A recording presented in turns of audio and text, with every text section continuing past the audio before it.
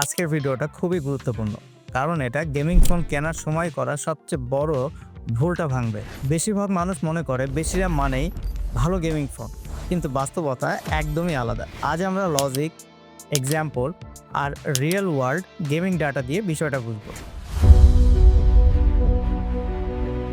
RAM হচ্ছে ফোনের temporary working memory. সহজ করে বললে অ্যাপ রিলোড না হয়ে খোলা রাখা, মাল্টিটাস্কিং স্মুথ করা। গেমিং এর ক্ষেত্রে RAM দরকার গেমটাকে চলমান রাখতে ও ব্যাকগ্রাউন্ড কল বা নোটিফিকেশন হ্যান্ডেল রাখতে। মূলত পাবজি, সিওডি বা ফ্রি ফায়ারের মতো গেমের ক্ষেত্রে 6 GB থেকে 8 GB RAM একদমই আদর্শ। এর বেশি RAM নিলে FPS বাড়ে না, গ্রাফিক্সও ইমপ্রুভ হয় না। RAM মূলত পারফরমেন্স বাড়ায় না, স্টেবিলিটি বাড়ায়। এখন আসি সবচেয়ে গুরুত্বপূর্ণ অংশে, জিপিইউ। জিপিইউ হচ্ছে গ্রাফিক্সের প্রসেসর। গেমিং এর সব হ্যাভি কাজ এখানেই হয়।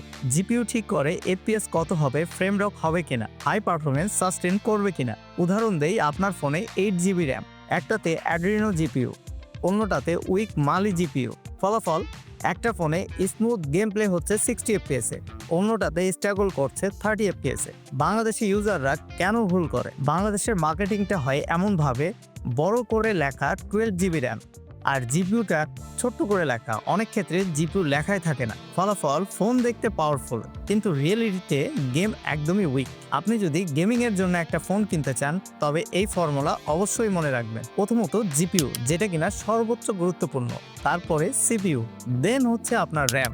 একটা লাইন মনে রাখলেই হবে, RAM গেমটা ধরে রাখে, জিপিইউ গেমটা চালায়। গেমিং ফোন কিনতে গেলে RAM এর সংখ্যায় নয়, জিপিইউতে নজর দিন।